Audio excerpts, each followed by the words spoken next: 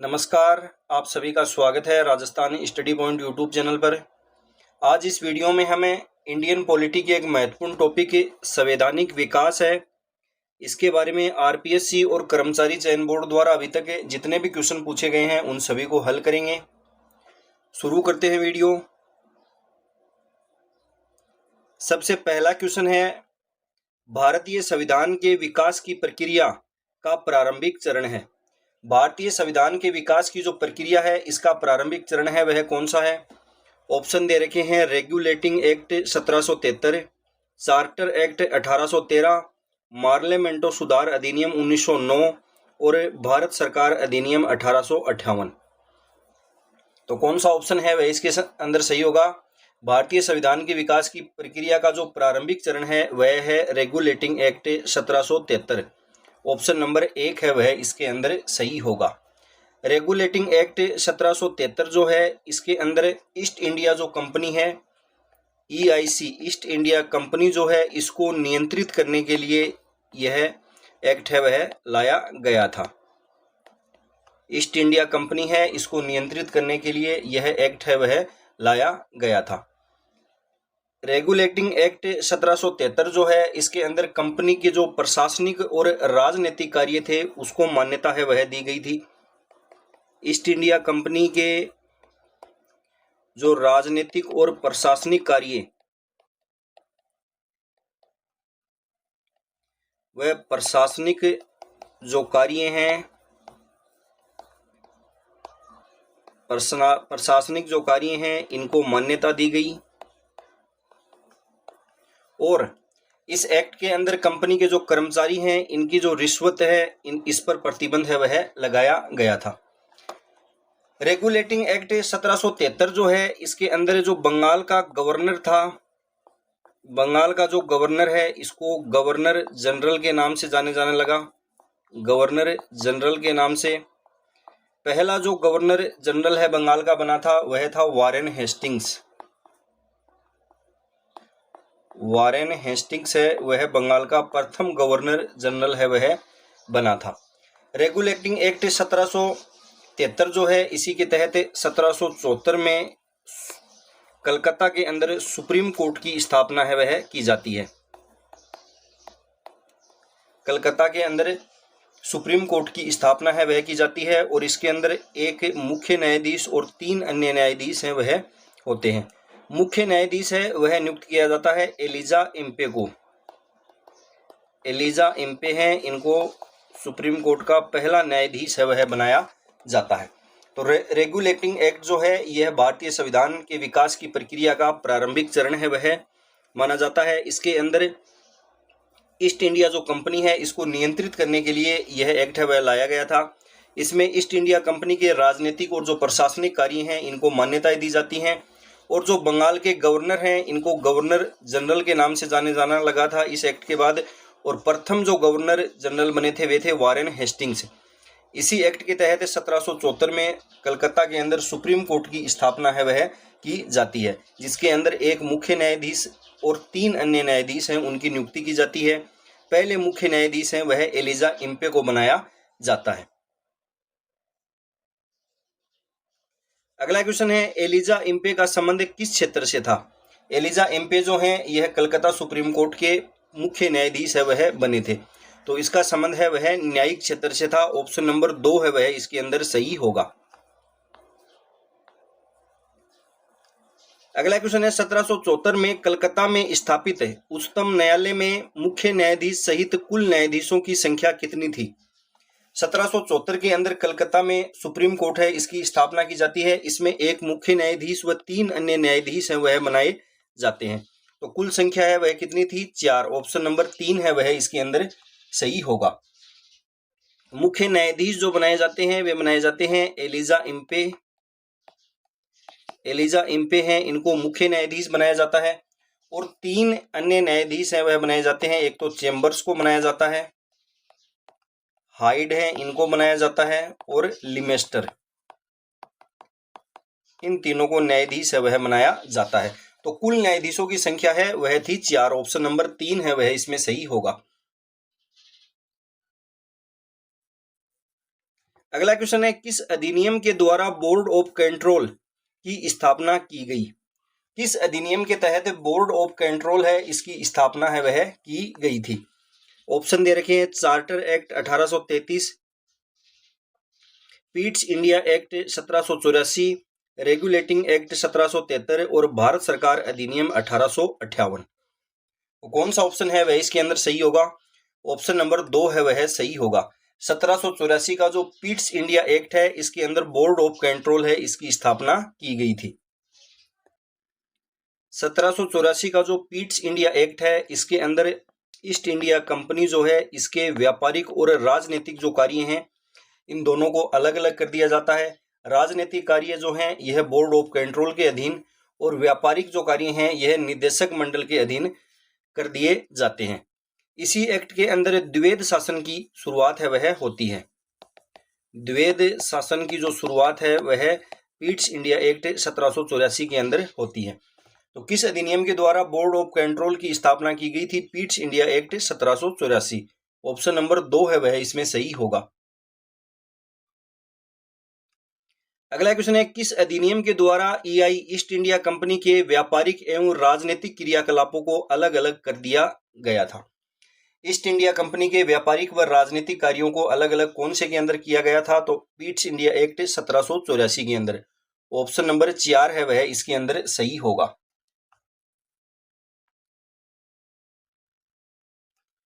अगला क्वेश्चन है, 1813 के अधिनियम ने निम्नलिखित के उन्मूलन का प्रारंभ किया। 1813 का जो चार्टर अधिनियम आया था उसने किसका उन्मूलन है वह किया था? ऑप्शन दे रखे हैं, भारत के साथ व्यापार पर कंपनी का एकाधिकार, भारत चाय पर कंपनी का एकाधिकार, भारतीय चाय पर और चीन के साथ व्यापार पर कंपनी का एकाधिकार, प्रशासनिक पदों पर कंपनी का एकाधिकार। कौन सा ऑप्शन है वह इसके अंदर सही होगा? इसमें ऑप्शन नंबर 1 है वह सही होगा। ऑप्शन नंबर 1 है वह इसके अंदर सही होगा। 1813 का जो चार्टर अधिनियम है इसके अंदर ईस्ट इंडिया कंपनी का जो भारतीय व्यापार का एकाधिकार था उसको समाप्त है वह कर दिया गया था। ईस्ट इंडिया कंपनी का जो भारतीय व्यापार का एकाधिकार है इसको समाप्त कर दिया गया था। सिर्फ चीन के साथ व्यापार और चाय का व्यापार का जो एकाधिकार है वह उसको समाप्त नहीं किया गया था। भारतीय चाय का व्यापार और चीन के साथ व्यापार, चीन के साथ व्यापार यह इसका एकाधिकार है वह समाप्त नहीं हुआ था और जो एकाधिकार है वह समाप्त कर दिए गए थे। इसी एक्ट के अंदर पहली बार भारत की शिक्षा पर 1 लाख रुपए प्रतिवर्ष खर्च करने का प्रावधान है वह किया गया। भारतीय शिक्षा पर 1 लाख रुपए प्रतिवर्ष खर्च करने का प्रावधान है वह इसके अंदर किया गया था। इसी एक्ट के अंदर पहली बार जो ईसाई मिशनरी हैं इनको भारत में धर्म प्रचार की अनुमति है वह दी गई थी। ईसाई मिशनरियों को भारत में धर्म प्रचार की अनुमति है वह दी गई। धर्म प्रचार की अनुमति है वह दी गई थी। और 1813 के अधिनियम के तहत जो स्थानीय जो सरकारें थीं उनको नागरिकों पर टैक्स लगाने का अधिकार है वह दिया गया। तो 1813 का जो चार्टर अधिनियम है इसके अंदर कंपनी का जो भारतीय व्यापार का एकाधिकार है उसको समाप्त कर दिया गया था। केवल चाय का व्यापार और चीन के साथ जो व्यापार था इस पर एकाधिकार है वह बना रहा था। और शिक्षा पर 1 लाख रुपए प्रतिवर्ष खर्च करने का प्रावधान किया गया। ईसाई मिशनरियों को भारत में धर्म प्रचार की अनुमति है वह दी गई। स्थानीय जो सरकारें हैं इनको नागरिकों पर टैक्स लगाने का अधिकार है वह दिया गया था। तो इसमें केवल 1 नंबर ऑप्शन है वह सही होगा। अगला क्वेश्चन है, किस एक्ट के अंतर्गत शिक्षा को राज्य की जिम्मेदारी घोषित किया और शैक्षिक उद्देश्यों के लिए 1 लाख रुपए की राशि तय की गई थी? 1 लाख रुपए की राशि है वह कौन से में तय की गई थी? चार्टर अधिनियम 1813। ऑप्शन नंबर 2 है वह इसके अंदर सही होगा। ऑप्शन नंबर 2 है वह इसके अंदर सही होगा। 1793 का जो चार्टर अधिनियम है इसके अंदर क्या हुआ था? तो 1793 के चार्टर अधिनियम के अंदर जो ईस्ट इंडिया कंपनी है इसका जो भारत भर व्यापार है इसका एकाधिकार को 20 वर्षों तक बढ़ा दिया गया था। 20 वर्षों तक ईस्ट इंडिया कंपनी के व्यापार के एकाधिकार को बढ़ा दिया गया था। अगला क्वेश्चन है, किस अधिनियम द्वारा चीन के साथ ईस्ट इंडिया कंपनी का एकाधिकार व्यापार बंद कर दिया गया था? ऑप्शन दे रखे हैं, एक्ट 1793, एक्ट 1813, एक्ट 1833, एक्ट 1853। कौन सा ऑप्शन है वह इसके अंदर सही होगा? ऑप्शन नंबर 3 है वह सही होगा। चार्टर एक्ट जो अधिनियम 1833 है इसके तहत चीन के साथ व्यापार और चाय का व्यापार इस पर एकाधिकार है वह समाप्त कर दिया गया था। ऑप्शन नंबर 3 है वह इसके अंदर सही होगा। 1833 का जो चार्टर अधिनियम है इसके अंदर और कौन कौन से कार्य हुए? जो बंगाल का जो गवर्नर जनरल था, बंगाल का गवर्नर जनरल जो है यह अब भारत का गवर्नर जनरल है वह बन गया। भारत का गवर्नर जनरल है वह बन गया था। और भारत का प्रथम गवर्नर जनरल है वह किसे बनाया गया? वह बनाया गया था लॉर्ड विलियम बेंटिंग को। लॉर्ड विलियम बेंटिंग है, इसे भारत का प्रथम गवर्नर जनरल है वह बनाया गया था। इसी एक्ट के अंदर विधियों के संहितारण के लिए संहिताकरण के लिए गवर्नर जो जनरल हैं इनको आयोग गठित करने का अधिकार है वह दिया गया। गवर्नर जनरल जो हैं इनको आयोग के गठन का अधिकार है वह दिया गया।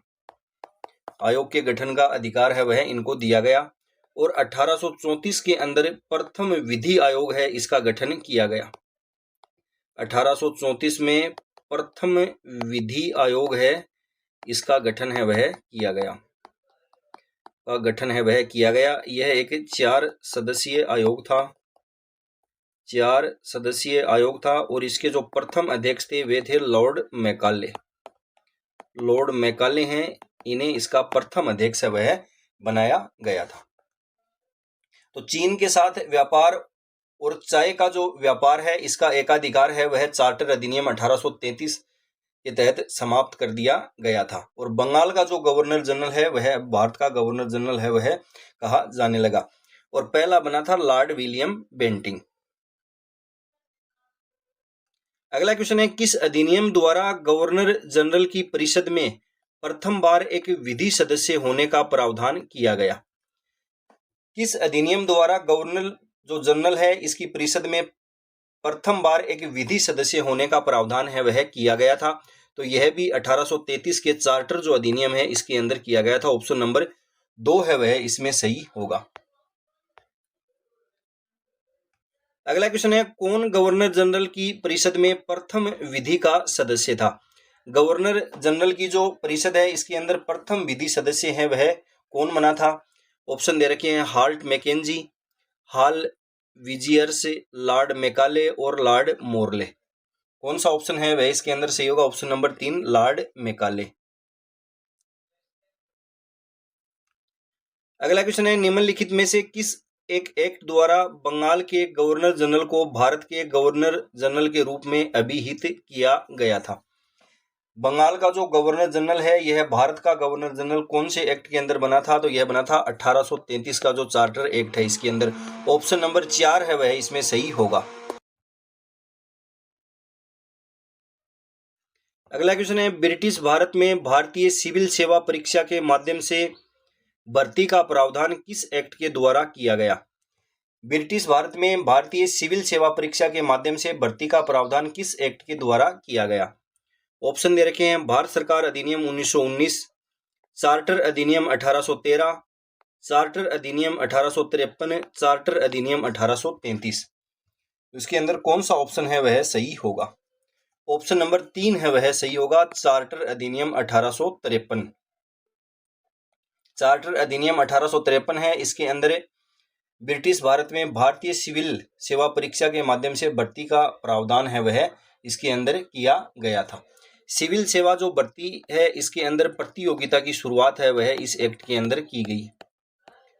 प्रतियोगिता की शुरुआत है वह इसके अंदर की गई थी। भारतीय सिविल सेवा परीक्षा के माध्यम से भर्ती के जो प्रावधान है इसके लिए एक समिति है उसका गठन भी किया गया था 1854 में, मेकाले समिति। मेकाले जो समिति है इसका गठन भी इसके लिए किया गया था। अगला क्वेश्चन है, किस एक्ट के माध्यम से गवर्नर जनरल का पदनाम वायसराय कर दिया गया था? किस एक्ट के माध्यम से गवर्नर जनरल का जो पदनाम है यह वायसराय कर दिया गया था? कौन सा ऑप्शन सही होगा इसके अंदर? दे रखे act 1861, act 1858, act 1833, act 1892।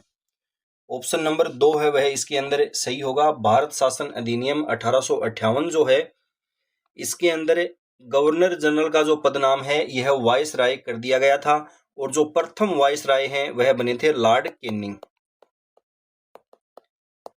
Lord Canning हैं, यह प्रथम वायसराय हैं वह बनते हैं। तो इसके अंदर ऑप्शन नंबर 2 है वह सही होगा। भारत शासन अधिनियम 1858 जो है इसके अंदर ईस्ट इंडिया कंपनी के हाथों से शासन है इसको छीन लिया गया और ब्रिटिश जो क्राउन है इसने अपने हाथों में शासन है वह ले लिया था। ब्रिटिश शासन है या ब्रिटिश क्राउन जो है इसने अपने हाथों में शासन है वह ले लिया था। इसके अंदर एक और इंपॉर्टेंट आपको याद रखना है, इसमें board of directors, board of directors और board of control, board of control, इसके सभी जो अधिकार हैं यह भारतीय सचिव है इसको दे दिए गए। भारतीय सचिव का जो पद है वह भारत शासन अधिनियम 1858 के अंदर इसे सर्जित किया गया था और बोर्ड ऑफ डायरेक्टर्स और बोर्ड ऑफ कंट्रोल है इसके सभी अधिकार है वह भारतीय सचिव को दे दिए गए थे इसमें। अगला क्वेश्चन है, किस कानून के द्वारा भारत में ईस्ट इंडिया कंपनी का शासन समाप्त हुआ था? ईस्ट इंडिया कंपनी का शासन है वह समाप्त हुआ था government of India act 1858। Option number 3 है वह इसके अंदर सही होगा। अगला क्वेश्चन है, भारत परिषद अधिनियम 1861 के बारे में सही कथन है। गवर्नर जनरल की परिषद में अतिरिक्त सदस्यों की अधिकतम संख्या 12 प्रस्तावित की गई। अतिरिक्त सदस्यों का कार्यकाल 1 वर्ष के लिए प्रस्तावित किया गया। अतिरिक्त सदस्यों को परिषद की बैठक में तब ही भाग लेने की अनुमति थी जबकि एक विधेयक को पारित कर लिया जाना होता था। लॉर्ड कैनिंग ने बनारस के राजा और पटियाला के महाराजा को परिषद में मनोनीत किया। कौन से कथन है वह इसके अंदर सत्य हैं? कौन से कथन है वह इसके अंदर सत्य होंगे? तो ऑप्शन नंबर 4 है वह इसके अंदर सत्य होगा। 1, 3 और 4 हैं यह सत्य हैं।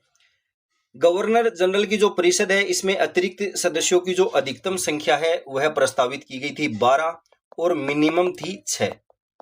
मिनिमम 6 है वह प्रस्तावित की गई थी। इनका जो कार्यकाल है वह 1 वर्ष नहीं है, इनका कार्यकाल है वह 2 वर्ष प्रस्तावित किया गया था। तो इसमें 2 नंबर जो है कथन यह असत्य है। लॉर्ड कैनिंग जो हैं इन्होंने बनारस के राजा, पटियाला के राजा और सर दिनकर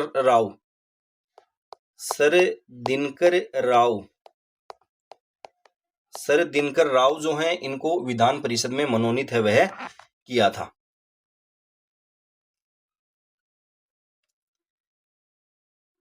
इसके अंदर जो भारत परिषद अधिनियम 1861 है इसके अंदर इंपॉर्टेंट 2 चीजें और याद रखनी है आपको। विभागीय प्रणाली,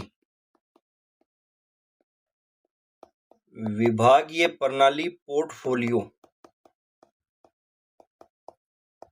विभागीय प्रणाली पोर्टफोलियो की जो शुरुआत है वह इसी के तहत की गई थी। और मंत्रिमंडलीय जो प्रणाली है इसकी नींव है इसके अंदर रखी गई।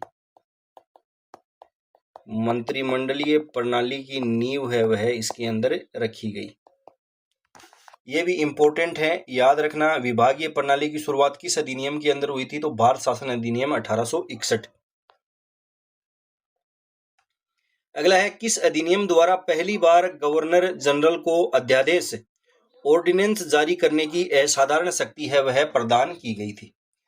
भारत शासन अधिनियम 1861 है। इसके अंदर गवर्नर जनरल को आपातकाल में अध्यादेश जारी करने का अधिकार है वह दिया गया था। तो इसमें ऑप्शन नंबर 1 है वह सही होगा, भारतीय परिषद अधिनियम 1861। अगला क्वेश्चन है, भारतीय परिषद अधिनियम 1892 की मुख्य विशेषता थी? भारतीय परिषद अधिनियम 1892 है, इसकी मुख्य विशेषता है वह क्या थी? अतिरिक्त सदस्यों की संख्या 60 तक की वृद्धि, अतिरिक्त सदस्यों को सार्वजनिक हित के मुद्दों पर प्रश्न पूछने का अधिकार दिया गया, पृथक निर्वाचन मंडल की शुरुआत, अतिरिक्त सदस्यों के चयन हेतु प्रत्यक्ष चुनाव की शुरुआत है वह की गई। इसके अंदर कौन सा ऑप्शन है वह सही होगा? ऑप्शन नंबर 2 है वह सही होगा। वायसराय की जो परिषद के अंदर अतिरिक्त सदस्य होते थे उनको सार्वजनिक हित के मुद्दों पर प्रश्न पूछने का अधिकार है वह इनको दिया गया। वार्षिक जो बजट है इस पर बहस करने का अधिकार दिया गया, वार्षिक बजट पर बहस करने का अधिकार है वह दिया गया, और जो अतिरिक्त सदस्य हैं इनको सार्वजनिक हित के मुद्दों पर प्रश्न पूछने का अधिकार है वह इनको दिया गया था। पूरक प्रश्न है वह यह नहीं पूछ सकते थे। वायसराय की परिषद में अतिरिक्त सदस्यों की संख्या है यह बढ़ाकर 16 इसके अंदर की गई थी, 60 नहीं होगा। मैक्सिमम जो संख्या है वह की गई थी 16 और मिनिमम हो सकती थी 10।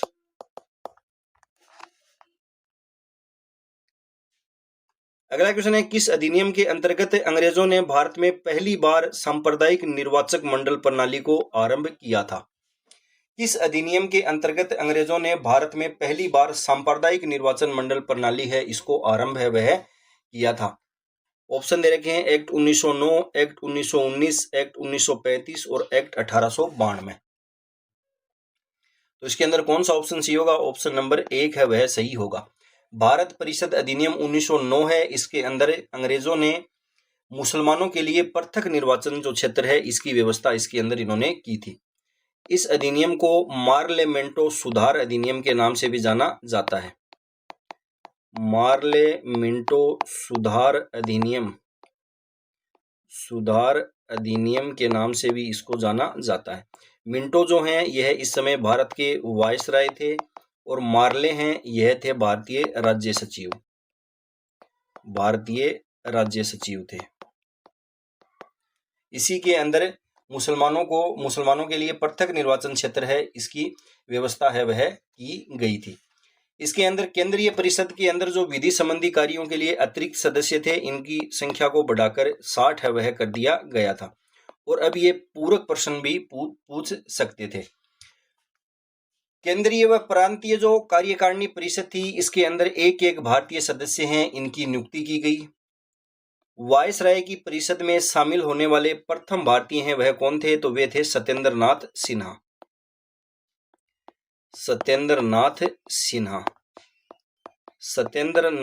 सिन्हा हैं, यह वायसराय की परिषद में शामिल होने वाले पहले भारतीय थे। तो भारत शासन अधिनियम 1909 है, इसको मार्लेमेंटो सुधार अधिनियम के नाम से भी जाना जाता है। इस समय मार्ले हैं यह भारतीय राज्य सचिव थे, मिंटो हैं यह वायसराय थे। इसके अंदर मुसलमानों के लिए पृथक निर्वाचन क्षेत्र की व्यवस्था है वह की गई, और केंद्रीय और जो प्रांतीय कार्यकारिणी परिषद होती थी इसमें एक एक भारतीय सदस्य नियुक्त किए गए। वायसराय की परिषद में शामिल होने वाले पहले भारतीय हैं वह थे सत्येंद्र नाथ सिन्हा। इसके अंदर केंद्रीय परिषद में जो विधि संबंधी कार्यों के लिए अतिरिक्त सदस्यों की संख्या है इसको बढ़ाकर 60 है वह कर दिया गया था। अगला क्वेश्चन है, ब्रिटेन द्वारा भारत में किए गए निम्न प्रयोगों में से सबसे कम अवधि चला? सबसे कम अवधि तक कौन सा चला? Indian council act 1861, Indian council act 1892, Indian council act 1909, government of India act 1919। कौन सा ऑप्शन सही होगा? इसमें ऑप्शन नंबर 3 है वह सही होगा। अगला क्वेश्चन है, गवर्नर जनरल की कार्यकारी परिषद में पहली बार भारतीय सदस्यों की नियुक्ति किस अधिनियम के तहत की गई? गवर्नर जनरल की कार्यकारी परिषद में पहली बार भारतीय सदस्यों की नियुक्ति है वह किस अधिनियम के तहत की गई थी? तो यह की गई थी भारत परिषद अधिनियम 1909। ऑप्शन नंबर 2 है वह इसके अंदर सही होगा। वायसराय की परिषद में शामिल होने वाले पहले भारतीय हैं वह थे सत्येंद्र नाथ सिन्हा।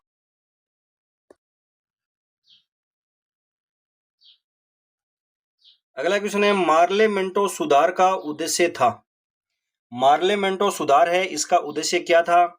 शिक्षा को बढ़ावा, प्रांतीय विधानसभा में दलितों के लिए आरक्षित सीटें, मुसलमानों के लिए अलग निर्वाचन मंडल, केंद्रीय विधान परिषद में सदस्यों की संख्या में बढ़ोतरी। तो इसके अंदर ऑप्शन नहीं दे रखा है, इसके अंदर ऑप्शन केवल 3 है वह सही होगा। इसका मुख्य उद्देश्य है वह मुसलमानों के लिए अलग निर्वाचक मंडल था। ऑप्शन नंबर 3 है वह इसमें सही होगा, केवल 3 है वह इसमें सही है। अगला क्वेश्चन है, 1919 के अधिनियम के अंतर्गत प्रांतीय प्रशासन में जो महान परिवर्तन आया वह है प्रांतों में कांग्रेस सरकार की स्थापना, प्रांतों में द्वैध शासन की स्थापना, प्रांतों में स्वायत्त शासन की स्थापना, प्रांतों के गवर्नर अधिकार विहीन हो गए। तो कौन सा ऑप्शन है वह इसके अंदर सही होगा? 1919 का जो अधिनियम है इसके अंदर प्रांतों में द्वैध शासन है, इसकी स्थापना है वह की गई। द्वैध शासन की स्थापना है वह 1919 के अधिनियम में की गई। 1919 का जो अधिनियम है इसको मोंटेग्यू चेम्सफोर्ड अधिनियम के नाम से भी जाना जाता है। मोंटेग्यू चेम्सफोर्ड अधिनियम के नाम से भी इसको जाना जाता है। इसके अंदर जो सभी विषय थे इनको केंद्र व प्रांतों के अंदर बांट दिया गया था। विषय जो हैं इनको केंद्र व प्रांतों में बांट दिया गया था।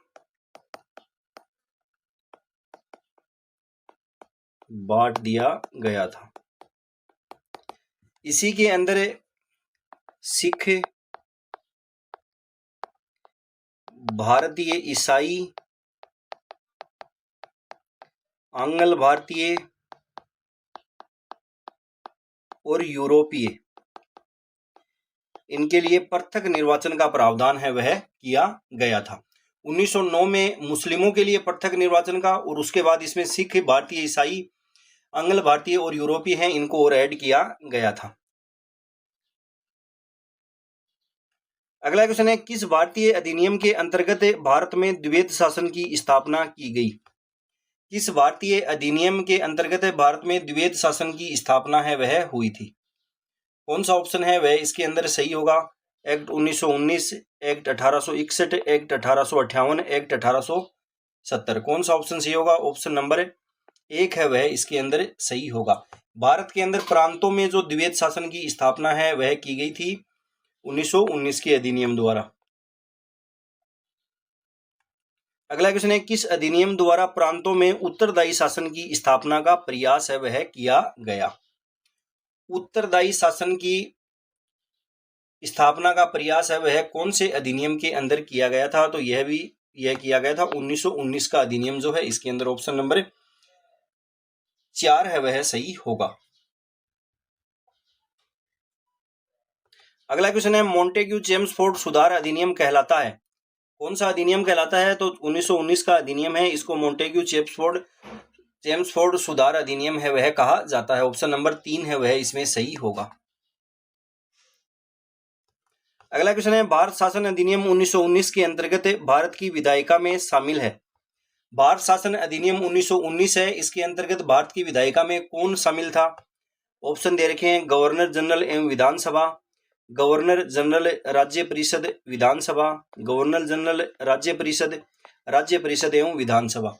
कौन सा ऑप्शन सही होगा? ऑप्शन नंबर 4 है वह सही होगा, राज्य परिषद और विधानसभा। विधानसभा जो है यह था निम्न सदन, और राज्य परिषद है यह था उच्च सदन।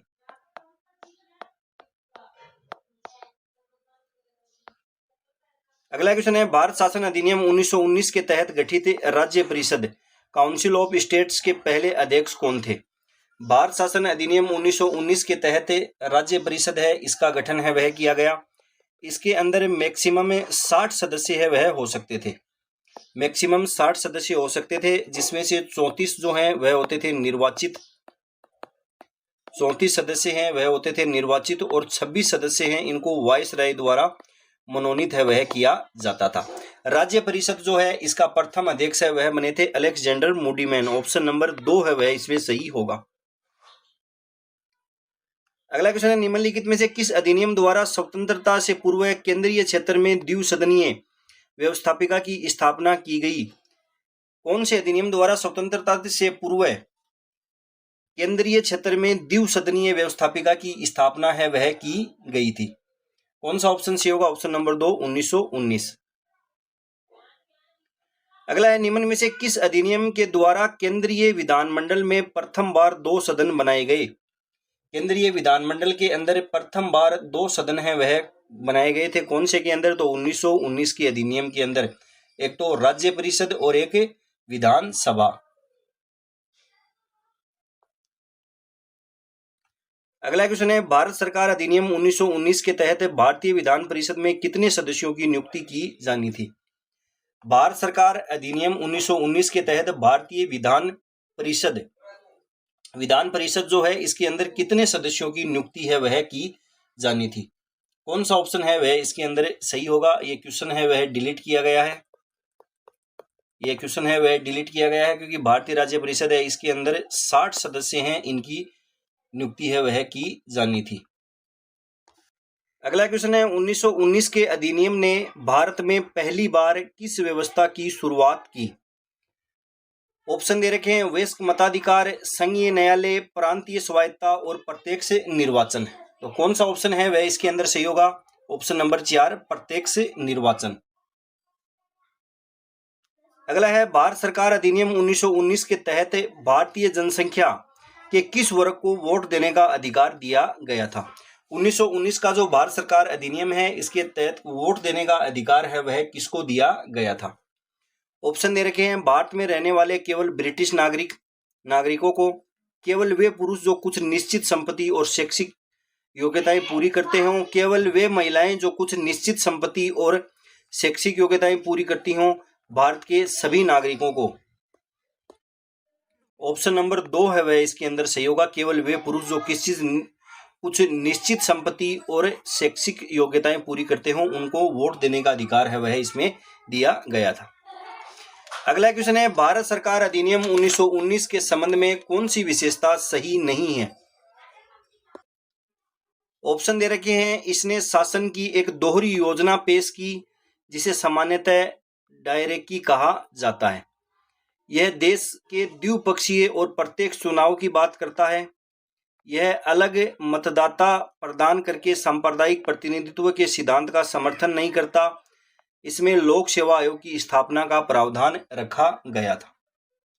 कौन सी जो विशेषता है वह इसके अंदर सही नहीं है? ऑप्शन नंबर 3 है वह सही होगा। यह अलग मतदाता प्रदान करके सांप्रदायिक प्रतिनिधित्व के सिद्धांत का समर्थन नहीं करता है, यह समर्थन करता है। 3 नंबर है वह इसकी विशेषता सही नहीं है। अगला क्वेश्चन है, ईसाइयों के लिए किस अधिनियम के अंतर्गत पृथक निर्वाचक का प्रावधान है वह किया गया था? ईसाइयों के लिए किस अधिनियम के अंदर पृथक निर्वाचन का प्रावधान है वह किया गया था? तो यह किया गया था 1919 के अंदर। सिख, भारतीय ईसाई, आंग्ल भारतीय और यूरोपियों के लिए पृथक निर्वाचन 1919 के अंदर, मुस्लिमों के लिए 1909 के अंदर। अगला है, भारत सरकार अधिनियम 1919 के कितने विषयों को केंद्रीय सूची जो संघ सूची में सम्मिलित है वह किया गया था? संघ सूची के अंदर कितने विषय हैं इनको शामिल है वह किया गया था? कौन सा ऑप्शन सही होगा? ऑप्शन नंबर 3 47 विषय। प्रांतीय सूची के अंदर 50 विषय हैं, इनको सम्मिलित किया गया था। अगला क्वेश्चन है, भारत सरकार अधिनियम 1919 के अंतर्गत निम्न में से किस विषय को केंद्रीय विषयों की सूची में शामिल किया गया था? भारत सरकार अधिनियम 1919 के अंतर्गत निम्न में से किस विषय को केंद्रीय विषयों की सूची में शामिल किया गया था? कॉपीराइट, बैंकिंग एवं इंश्योरेंस, मत्स्य पालन, बचत बैंक। कौन सा ऑप्शन है वह इसके अंदर सही होगा? Option number 1 copyright. संघ सूची जो है इसके अंदर कौन कौन से विषय हैं वह शामिल थे? तो इसके अंदर सेना, रेल जो है यह शामिल था, डाक व तार, रक्षा, आयकर, मुद्रा, टंकण, दीवानी और फौजदारी विषय और व्यापार। ये सभी हैं वह केंद्र सूची के अंदर शामिल थे। अगला है प्रांतों में द्विवेद शासन के तहत कौन सा विषय प्रांतीय विषयों के तहत आरक्षित विषय था। प्रांतों को जो विषय दिए गए थे उसको भी दो भागों में बांटा गया था, एक तो हस्तांतरित विषय और एक थे आरक्षित विषय। हस्तांतरित विषय और एक थे आरक्षित विषय। आरक्षित विषय, तो इसके अंदर आरक्षित विषय है वह कौन सा नहीं था। ऑप्शन दे रखे हैं राजस्व, स्वास्थ्य, शिक्षा और स्थानीय प्रशासन। सॉरी, आरक्षित विषय है वह कौन सा था, आरक्षित विषय है वह इसके अंदर कौन सा था। ऑप्शन नंबर 1 है वह इसके अंदर सही होगा, राजस्व। राजस्व है यह आरक्षित विषय के अंतर्गत था। हस्तांतरित विषय है इसके अंदर शिक्षा, स्वास्थ्य, चिकित्सा, स्थानीय स्वशासन, उद्योग और कृषि हैं, यह हस्तांतरित विषय के अंतर्गत थे। अगला क्वेश्चन है निम्न में से कौन सा भारतीय शासन अधिनियम 1919 के संबंध में त्रुटिपूर्ण कथन है। पहली बार एक द्विसदनात्मक विधानमंडल की स्थापना की गई। इंग्लैंड में भारत के लिए एक हाई कमिश्नर की नियुक्ति का प्रावधान किया गया। केंद्रीय विधानमंडल में गैर सरकारी निर्वाचित सदस्यों का बहुमत कर दिया गया। गवर्नर जनरल को विधानमंडल के प्रति उत्तरदायी बनाया गया। तो कौन सा ऑप्शन है वह इसके अंदर त्रुटिपूर्ण है, तो ऑप्शन नंबर 4 है यह त्रुटिपूर्ण है, गवर्नर जनरल को विधानमंडल के प्रति उत्तरदायी बनाना। अगला क्वेश्चन है भारत सरकार अधिनियम 1919 के संदर्भ में निम्नांकित कथनों में से कौन सा एक असत्य है। द्विसदनात्मक विधानमंडल का आरंभ किया गया। उच्च सदन को राज्य परिषद कहा गया। निम्न सदन को विधानसभा कहा गया। विधानसभा कार्यकाल 5 वर्ष निश्चित किया गया।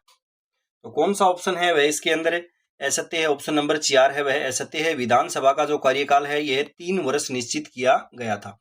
राज्य परिषद है इसका जो कार्यकाल है वह 5 वर्ष निश्चित किया गया था। अगला क्वेश्चन है किस अधिनियम से लोक सेवा आयोग के गठन का प्रयास किया गया। कौन सा अधिनियम है जिसे लोक सेवा आयोग के गठन का प्रयास है वह किया गया था। कौन सा ऑप्शन सी होगा, एक्ट 1935, एक्ट 1947, एक्ट 1919 और एक्ट 1858। ऑप्शन नंबर 3 है वह इसके अंदर सही होगा, एक्ट 1919। अगला क्वेश्चन है 1919 के भारत सरकार अधिनियम द्वारा केंद्रीय विधानसभा लेजिस्लेटिव असेंबली की कुल संख्या के कितने सदस्य निर्वाचित होने का प्रावधान किया गया था। विधानसभा जो है इसके अंदर टोटल 145 सदस्य थे। इसमें से 104 जो सदस्य हैं वह हुए थे निर्वाचित और 41 सदस्य हैं ये हुए थे मनोनीत। इसमें से भी 26 सदस्य हैं यह थे सरकारी मनोनीत होने वाले और 15 सदस्य थे गैर सरकारी। 15 सदस्य थे गैर सरकारी। इसमें ऑप्शन नंबर 2 है वह सही होगा, 5/7। अगला है भारत शासन अधिनियम 1919 के प्रावधान के अंतर्गत विधानसभा में गैर निर्वाचित सरकारी सदस्यों की संख्या थी। गैर निर्वाचित सरकारी सदस्यों की संख्या है वह कितनी थी। कौन सा ऑप्शन है वह इसमें सही होगा। ऑप्शन दे रखे हैं 32, 40, 26 और 28। कौन सा ऑप्शन है वह इसके अंदर सही होगा। ऑप्शन नंबर 3 है वह सही होगा। 41 सदस्य मनोनीत थे, गैर निर्वाचित मनोनीत हो गए, जिसमें से 26 हैं वह सरकारी सदस्य थे। ऑप्शन नंबर 3 है वह इसमें सही होगा और 15 हैं वह गैर सरकारी थे। अगला है किसने मोंटेग्यू चेम्सफोर्ड सुधारों को असंतोषजनक, निराशाजनक और प्रकाशहीन सूर्य बताया है। किसने कहा है। कौन सा ऑप्शन सी होगा, गोपाल कृष्ण गोखले, लाला लाजपत राय, बाल गंगाधर तिलक और doctor any Besant. Option number 3 है वह सही होगा, बाल गंगाधर तिलक।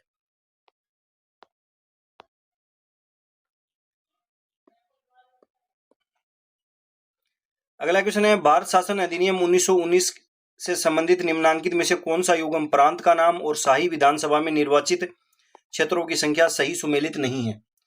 ऑप्शन दे रखे हैं आसाम से 4, बिहार उड़ीसा 12, संयुक्त प्रांत 16 और पंजाब 13। तो कौन सा ऑप्शन है वह इसके अंदर सुमेलित नहीं है। ऑप्शन नंबर 4 है वह सही होगा। पंजाब जो है, पंजाब, बिहार और उड़ीसा है, यहाँ से प्रत्येक से 12-12 थी। ऑप्शन नंबर 4 है वह यहाँ पर असत्य है। निम्नलिखित में से कौन सी एक भारतीय शासन अधिनियम 1919 की विशेषता नहीं है? केंद्र में द्विसदनात्मक विधायिका, प्रत्यक्ष निर्वाचन, केंद्र में द्वैध शासन, केंद्रीय एवं प्रांतीय विधानमंडलों की विधान निर्माण की शक्ति। कौन सा ऑप्शन है वह इसके अंदर सही होगा? ऑप्शन नंबर 3 है वह सही होगा। केंद्र में जो द्वैध शासन है यह भारत शासन अधिनियम 1935 की विशेषता है। अगला है भारत सरकार अधिनियम 1919 के बारे में असत्य कथन को चिन्हित कीजिए।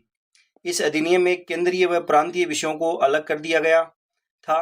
मोंटेग्यू भारत के राज्य सचिव एवं लॉर्ड चेम्सफोर्ड भारत के वायसराय थे। यह अधिनियम मार्लेमेंटो सुधार अधिनियम के नाम से भी जाना जाता है। यह कथन असत्य है। इसको मोंटेग्यू चेम्सफोर्ड अधिनियम के नाम से जाना जाता है।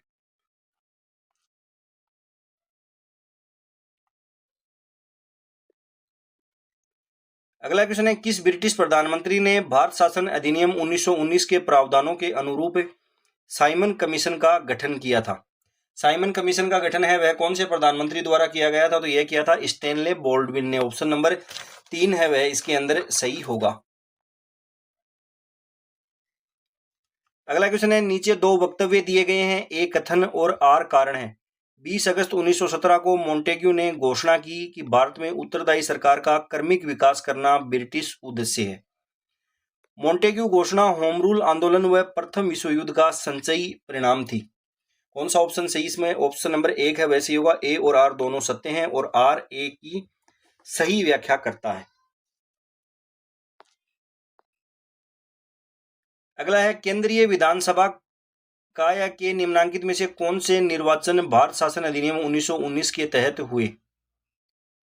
कौन सा ऑप्शन है वह इसके अंदर सही होगा? 1926, 1937 और 1945। कौन सा ऑप्शन है वह इसके अंदर से होगा? 1926 और 1945।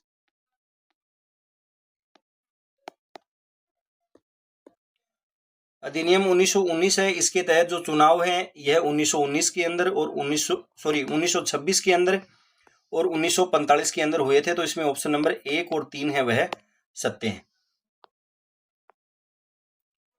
अगला क्वेश्चन है, 1935 के अधिनियम की मुख्य विशेषता है। प्रांतों में द्वैध शासन, प्रांतों में आंशिक उत्तरदायी शासन, हाई कमिश्नर की नियुक्ति और प्रांतों में स्वायत्तता। कौन सा ऑप्शन है वह इसमें सही होगा? ऑप्शन नंबर 4 है वह सही होगा। इसके अंदर प्रांतों में द्वैध शासन के स्थान पर स्वायत्त शासन की व्यवस्था है वह की गई थी। अगला क्वेश्चन है, भारत सरकार अधिनियम 1935 की विशेषताओं में शामिल है प्रांतीय स्वायत्तता, संघीय न्यायालय की स्थापना, केंद्र में अखिल भारतीय संघ की स्थापना। कौन सा ऑप्शन है वह इसके अंदर सही होगा? तीनों ही ऑप्शन है वह इसके अंदर सही होंगे। भारत सरकार अधिनियम 1935 है, इसके अंदर प्रांतीय स्वायत्तता, संघीय न्यायालय की स्थापना भी की गई थी। इसके अंदर 1 अक्टूबर 1937 को 1 अक्टूबर 1937 को संघीय न्यायालय की स्थापना की गई और इसके मुख्य न्यायाधीश है वह बनाए गए थे सर मॉरिस ग्वेर को। सर मॉरिस ग्वेर हैं वह इसके मुख्य न्यायाधीश बने थे। 1935 के अधिनियम द्वारा निम्न में से किस व्यवस्था को समाप्त किया गया? कौन सी व्यवस्था है उसको समाप्त किया गया? प्रांतों में द्वैध शासन है, इस व्यवस्था को समाप्त है वह किया गया और प्रांतों में स्वायत्त शासन की स्थापना है वह की गई। किस भारत सरकार अधिनियम के तहत भारत में संघ और प्रांतीय स्वायत्तता की शुरुआत की गई? कौन से के अंदर हुई थी? तो यह हुई थी भारत सरकार अधिनियम 1935 के अंदर। केंद्र में द्वैध शासन किस अधिनियम के अंतर्गत स्थापित किया गया? केंद्र में द्वैध शासन है, यह किस अधिनियम के अंतर्गत स्थापित किया गया था? कौन सा होगा इसमें? ऑप्शन दे रखे हैं 1909 के अधिनियम, भारत सरकार अधिनियम 1919, भारत सरकार अधिनियम 1935, भारत स्वतंत्रता अधिनियम 1947। ऑप्शन नंबर 3 है वह इसके अंदर सही होगा, भारत सरकार अधिनियम 1935। अगला है, ब्रिटिश कालीन भारत में संघीय सरकार की अवधारणा का सूत्रपात किस अधिनियम द्वारा किया गया? ब्रिटिश कालीन भारत में संघीय सरकार की अवधारणा का सूत्रपात है वह किस अधिनियम द्वारा किया गया था? पटवार एग्जाम में पूछा गया क्वेश्चन। कौन सा ऑप्शन सही होगा? ऑप्शन नंबर 4 भारत सरकार अधिनियम 1935। अगला क्वेश्चन है, भारत में संघीय न्यायालय की स्थापना की गई। भारत के अंदर संघीय न्यायालय की स्थापना 1935 के अधिनियम के तहत की गई 1 अक्टूबर 1937 को। प्रथम मुख्य न्यायाधीश है वह बनाए गए थे सर मॉरिस ग्वेर। ऑप्शन नंबर 3 है वह इसके अंदर सही होगा। अगला क्वेश्चन है, भारतीय शासन अधिनियम 1935 की निम्नलिखित में से कौन सी धारा के अंतर्गत गवर्नर जनरल आपात की उद्घोषणा कर सकता है? कौन सी धारा के तहत आपात की उद्घोषणा है वह कर सकता है? कौन सा ऑप्शन है वह इसके अंदर सही होगा? ऑप्शन नंबर 2 धारा 102 के तहत। अगला है, निम्नलिखित में से कौन सा भारत सरकार अधिनियम 1935 द्वारा स्थापित या पुनर्गठित किया गया था? संघीय लोक सेवा आयोग, संघीय न्यायालय। कौन सा ऑप्शन है वह इसके अंदर सही होगा?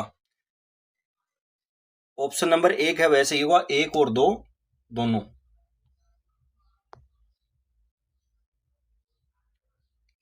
अगला क्वेश्चन है, निम्नांकित में से क्या भारत शासन अधिनियम 1935 की विशेषता नहीं है? संघ एवं प्रांतीय स्वायत्ता, केंद्र में द्वैध शासन, समवर्ती सूची का सर्जन, प्रांतों में द्वैध शासन। कौन सा ऑप्शन सही होगा? ऑप्शन नंबर 4 प्रांतों में जो द्वैध शासन की स्थापना है यह भारत शासन अधिनियम 1919 के अंदर की गई थी। अगला क्वेश्चन है, भारत सरकार अधिनियम 1935 के संदर्भ में निम्नलिखित में से कौन से कथन सही हैं? इस अधिनियम में ब्रिटिश प्रांतों और भारतीय राज्यों से मिलकर अखिल भारतीय संघ की परिकल्पना है वह की गई थी। 1935 के अधिनियम का संघीय हिस्सा तब लागू हुआ जब रियासतों को संघ में शामिल होने के लिए राजी किया गया। भारत में केंद्र सरकार का संविधान वही रहा जो कुछ संशोधनों के बाद कुछ संशोधनों के साथ 1919 के अधिनियम के तहत था। 1919 के अधिनियम में यथा उपबंधित केंद्रीय विधायिका की शक्ति और कार्य भारतीय स्वतंत्रता अधिनियम 1947 तक अपरिवर्तित रहे थे। तो कौन सा ऑप्शन है वह इसके अंदर सही होगा? कौन सा ऑप्शन है वह इसके अंदर सही होगा? ऑप्शन नंबर 3 है वह इसके अंदर सही होगा। 1, 3 और 4 है वह इसके अंदर सत्य हैं।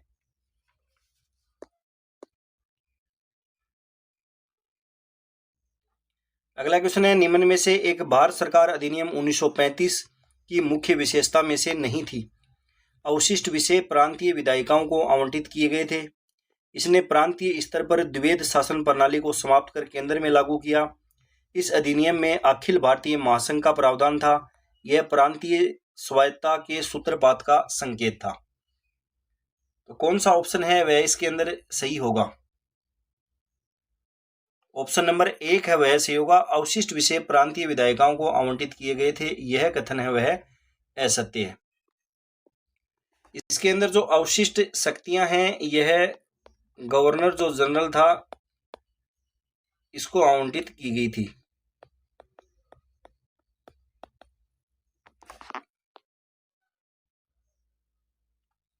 अगला है, भारत शासन अधिनियम 1935 के तहत महासंघ में अवशिष्ट शक्तियां दी गई। भारत शासन अधिनियम 1935 के तहत महासंघ में अवशिष्ट शक्तियां दी गई। प्रांतीय गवर्नर, गवर्नर जनरल, संघीय विधायिका, प्रांतीय विधानमंडल, किसको दी गई थी? तो गवर्नर जनरल को। अगला क्वेश्चन है, भारत सरकार अधिनियम 1935 के तहत शासन की संरचना से संबंधित निम्न में से कौन सा वक्तव्य सही है? यह देश में एक संघीय ढांचे को प्रदान नहीं करता। यह संघीय विधानमंडल के लिए मंत्रियों की सामूहिक या व्यक्तिगत जिम्मेदारी का एक संदर्भ था। अपने विवेकाधीन कार्यों को छोड़कर उनके कार्यों के संपादन में सहायता एवं परामर्श हेतु गवर्नर जनरल की मंत्रिपरिषद की संख्या 10 से अधिक नहीं होना था।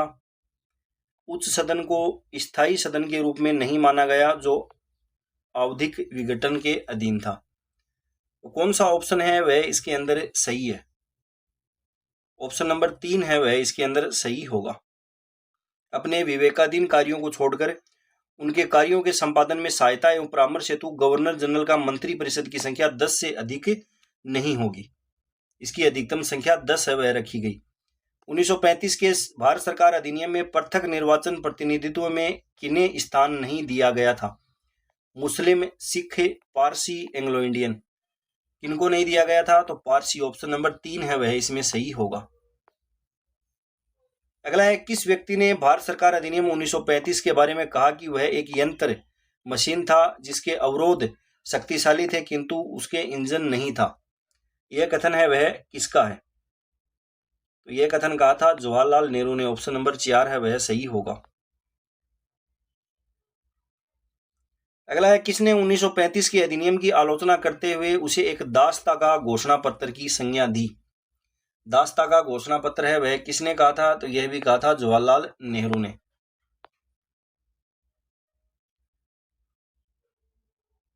अगला है, सिंध को बंबई प्रांत से पृथक्करण किया गया था।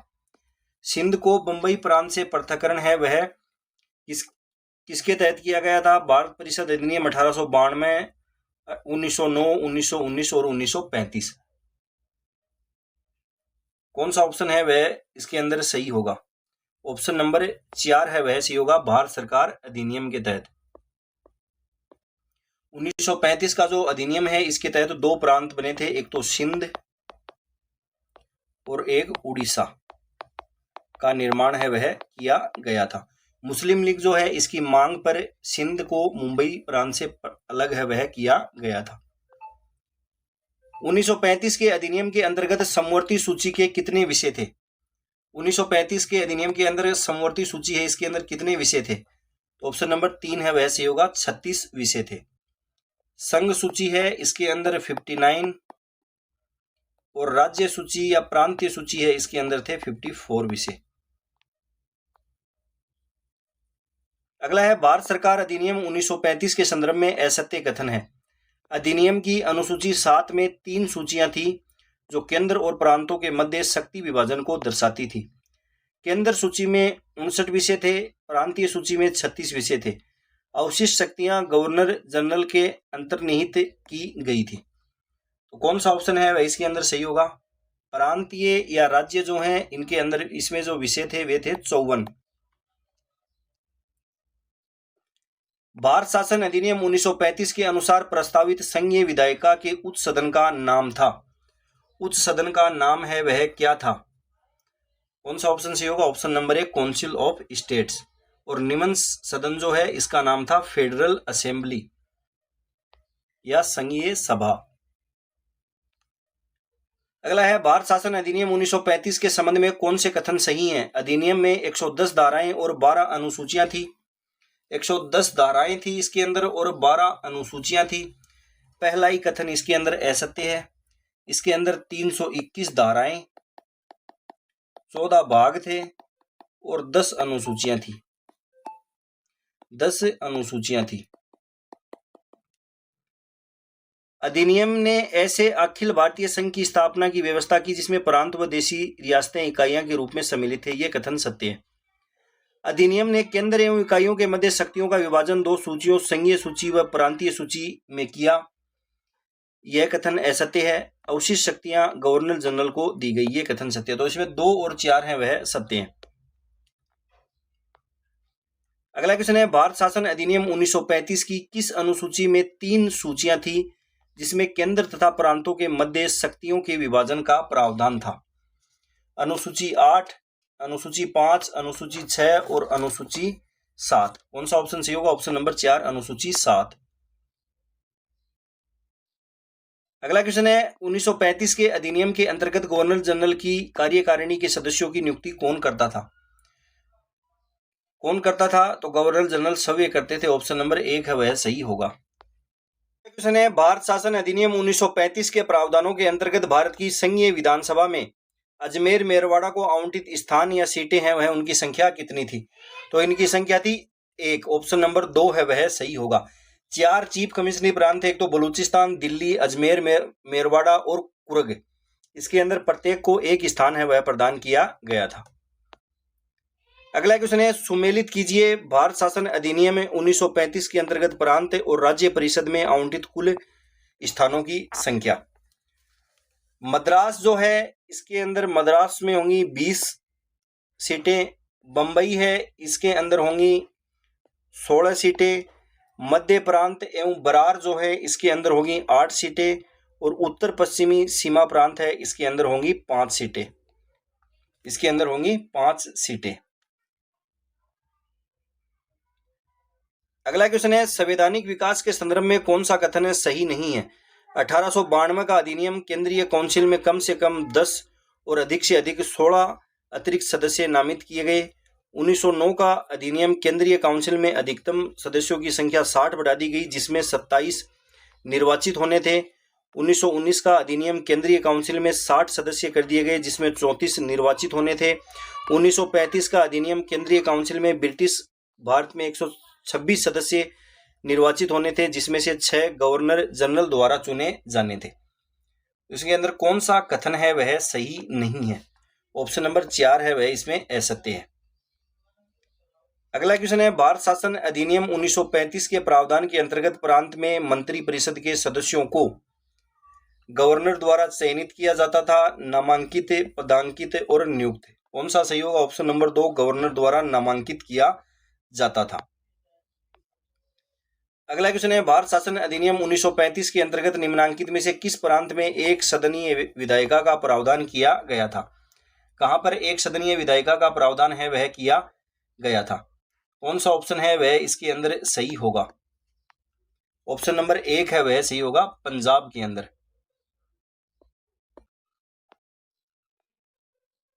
अगला क्वेश्चन है, 1935 के भारत सरकार अधिनियम द्वारा प्रस्तावित फेडरल यूनियन में राजसी प्रांतों को शामिल करने के पीछे अंग्रेजों की असली मंशा है वह थी। अंग्रेजों की असली मंशा है वह क्या थी? तो ऑप्शन नंबर 4 है वह सही होगा, राष्ट्रवादी नेताओं के साम्राज्यवाद विरोधी सिद्धांतों को व्यर्थ करने के लिए राजाओं को इस्तेमाल करना। अगला क्वेश्चन है, भारत सरकार अधिनियम 1935 में निहित निर्देश साधनों को 1950 में भारत के संविधान में सम्मिलित किया गया। मूल अधिकारों के रूप में, राज्य के नीति निर्देशक सिद्धांतों के रूप में, राज्य की कार्यपालिका शक्तियों के क्षेत्र के रूप में, भारत सरकार की कार्य संचालन प्रक्रिया के रूप में। तो कौन सा ऑप्शन है वह इसके अंदर सही होगा? ऑप्शन नंबर 2 है वह सही होगा, राज्य के नीति निर्देशक सिद्धांतों के रूप में। अगला क्वेश्चन है, भारतीय संविधान सभा में संप्रभु संस्था का दर्जा प्राप्त किया। संप्रभु संस्था है, इसका दर्जा इसके द्वारा प्राप्त किया गया, तो यह भारत स्वतंत्रता अधिनियम 1947 से। अगला क्वेश्चन है, सुमेलित करना है Montford report, Motilal Nehru report, JVP समिति और मार्लेमेंटो सुधार। मार्लेमेंटो सुधार हैं ये आए थे 1909 के अंदर। मार्लेमेंटो सुधार हैं ये आए थे 1909 के अंदर।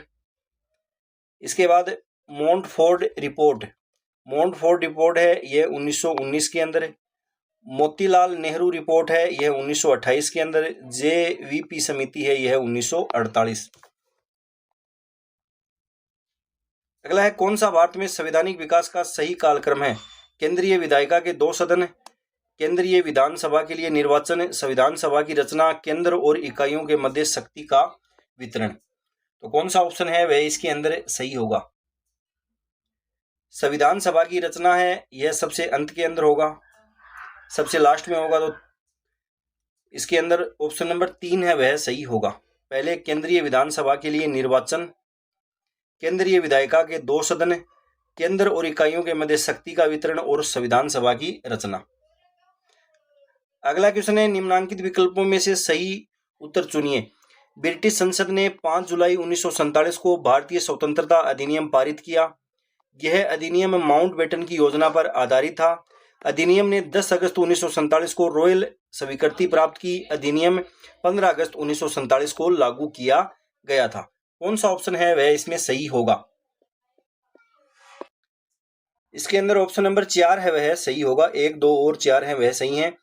ये जो अधिनियम है इसको स्वीकृति 10 अगस्त 1947 को नहीं मिली थी, इसको स्वीकृति 18 जुलाई 1947 को मिली थी।